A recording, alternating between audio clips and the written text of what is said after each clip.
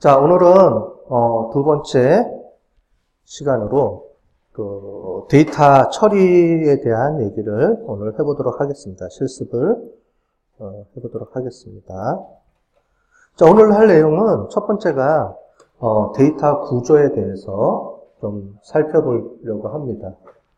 그래서 우리가 지난 시간에 프로그래밍에 대해서 변수와 그 변수가 어떤 데이터를 담고 있는지 얘기를 했어요. 그래서 숫자형 데이터, 문자형 데이터 이런 얘기를 했는데 오늘은 그런 데이터들이 어떻게 저장되는지를 보도록 하겠습니다.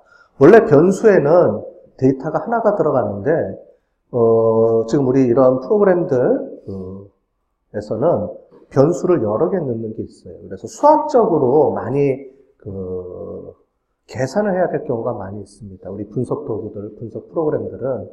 그래서 옛날에 처음에 초창기에 나왔던 이런 프로그램들은 변수의 데이터가 하나만 들어가는 형식, 또는 배열, 요 정도 순 정도까지만 있었는데, 요즘 나오는 프로그램들은 거기에 리스트라는 게 또 나오고, 벡터, 행렬, 이런 것까지 나와서 처리해 줄 수 있도록 하는 겁니다. 그렇게 처리하는 이유는 컴퓨터가 빨라지면서 데이터를 한 번에 처리하게 만들어주기 위해서예요. 무슨 얘기냐면, 옛날에 변수가 데이터를 하나만 입력하는 시절에는 만약에 데이터가 100개가 있다 그러면은 계산을 100번 해줘야 되죠. 그죠? 하나 더 하고 두 번째 변수 더 하고 세 번째 변수 더 하고 이런 식으로 하는데 요즘은 어떻게 하냐면 변수가 100개 있으면 100개를 한 번에 처리해줘요. 한 번에. 1000개 있으면 데이터 1000개를 한 번에 처리해줘. 행렬이라든가 이런 개념을 통해서. 속도가 무지 빨라지겠죠.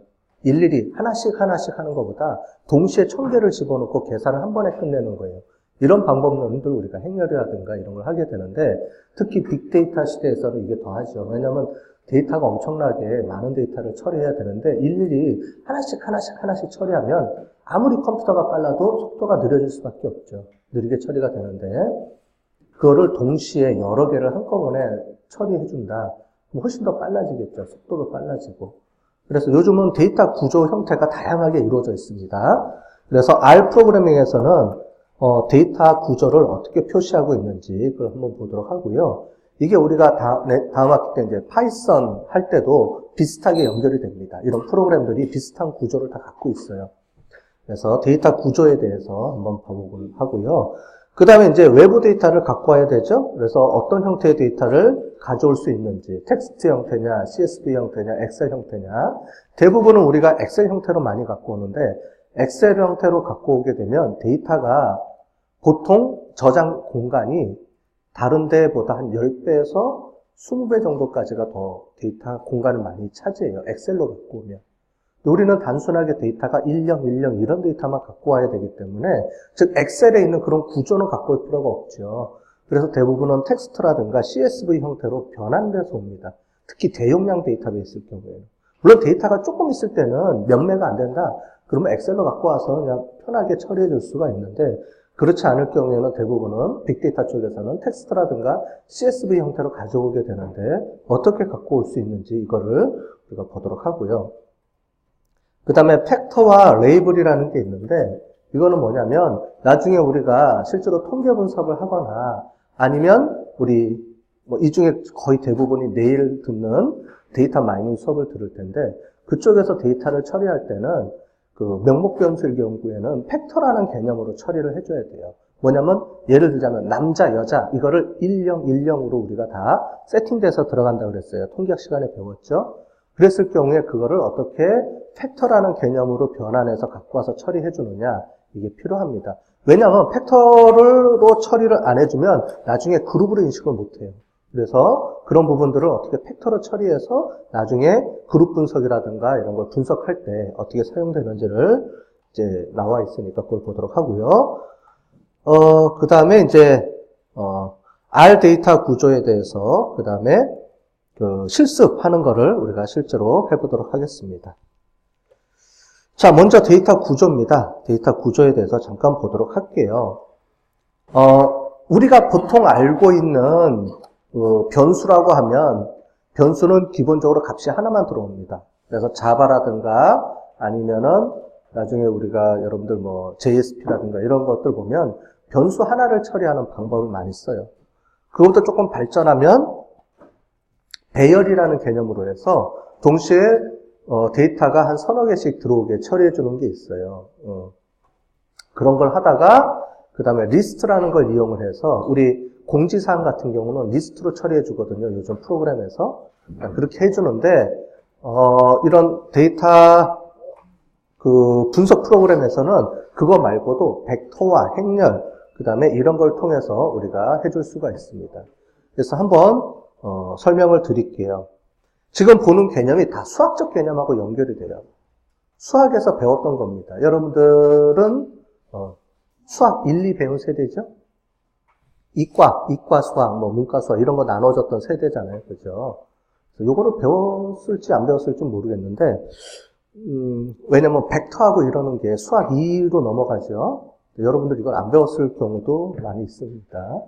잠깐 설명을 드리면 이거는 이제 수학적인 내용이 아니고 뭐냐면은 이제 데이터를 분석하려다 보니까 데이터 분석이 실제로는 수학에 나오는 그런 여러 가지 행렬과 벡터 이런 거를 이용을 해서 계산해야 될 경우가 많이 있어요. 그래서 그런 개념들이 여기 데이터 구조에 포함되어 있다고 보시면 됩니다. 간단하게 얘기하자면 변수 하나에 값이 하나 들어가는 거를 우리가 스칼라라 그래요. 스칼라. 변수 하나에 값이 하나 들어간다. 이렇게 이해를 하시면 되겠어요. 값이 하나다. 그 다음에 벡터라는 건 뭐냐면 값을 이렇게 여러 개 값을 동시에 들어봅니다. 그런데 동시에 들어오는데 변수 이름은 하나예요.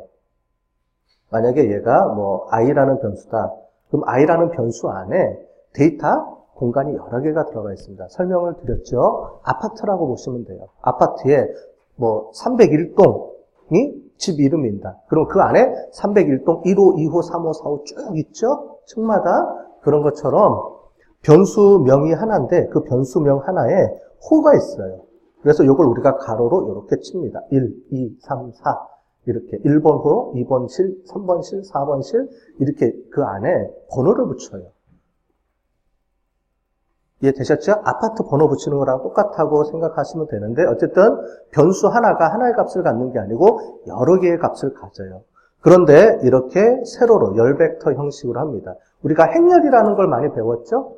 행렬의 행은 가로고 열이 세로죠. 그런 것처럼 벡터는 하나의 열로서 이제 이루어진 거라고 보시면 되겠습니다. 열로 이루어져 있어요. 이렇게. 근데 똑같아요. 숫자형 벡터, 문자형 벡터 이렇게 나눠집니다. 숫자형은 숫자만 들어갈 수 있고요. 문자형은 문자만 들어갈 수 있어요. 자, 지금 보시는 것처럼 같은 데이터형만 저장이 되는 겁니다. 스칼라, 벡터, 행렬, 배열까지는 같은 데이터형으로만 저장을 할 수가 있어요. 근데 뒤에 보시면 서로 다른 유형의 데이터형도 저장이 가능합니다. 근데 앞에 이거 먼저 기본적으로 보겠습니다. 즉, 열 하나 있을 때를 벡터라고 부르고요. 그게 가로, 세로로 이렇게 들어가 있는 거를 이게 행렬이라고 합니다.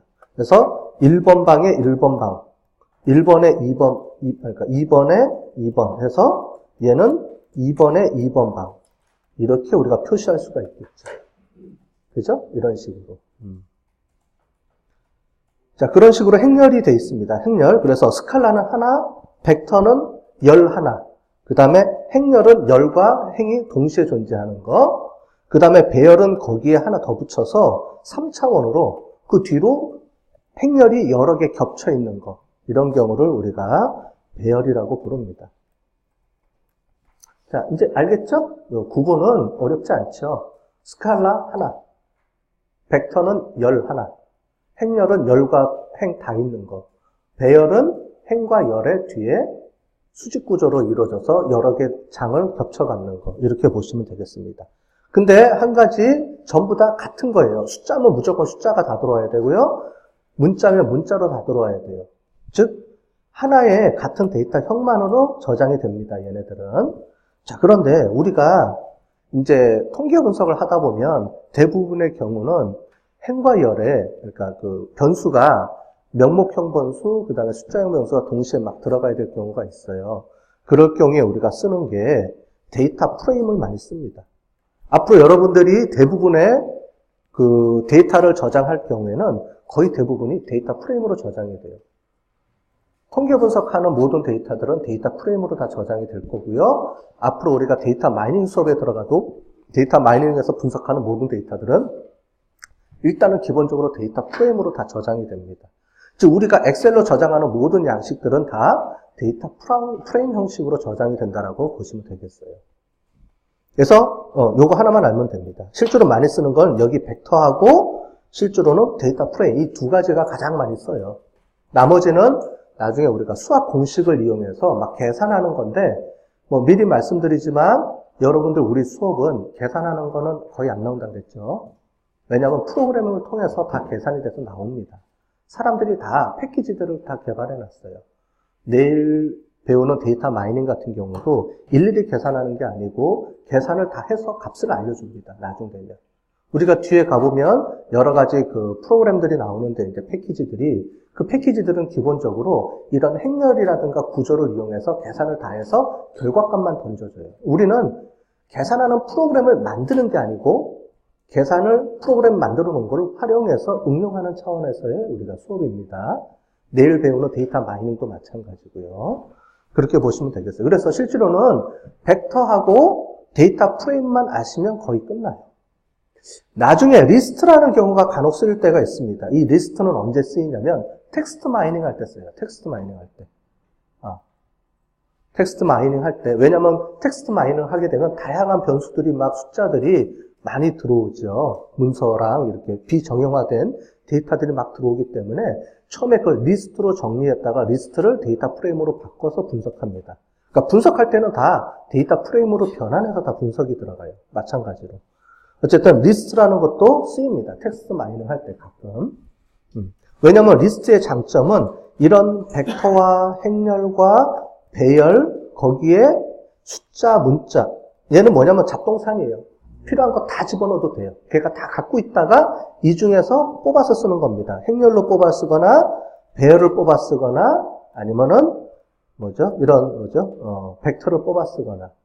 그러니까 다 저장해 놓고 나중에 필요한 부분을 변환을 해서 벡터로 뽑아 쓰거나 아니면 나중에 대부분 데이터 프레임 형태로 뽑아서 분석을 하게 됩니다.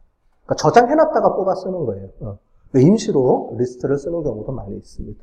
어쨌든 이런 데이터 형태가 한 5가지 형태가 있어요. 다시 한번 보면 스칼라, 벡터, 행렬, 배열, 그 다음에 데이터 프레임, 리스트까지 총 6개가 있네요. 그죠? 6개의 데이터 형태로 저장이 됩니다. 데이터들이.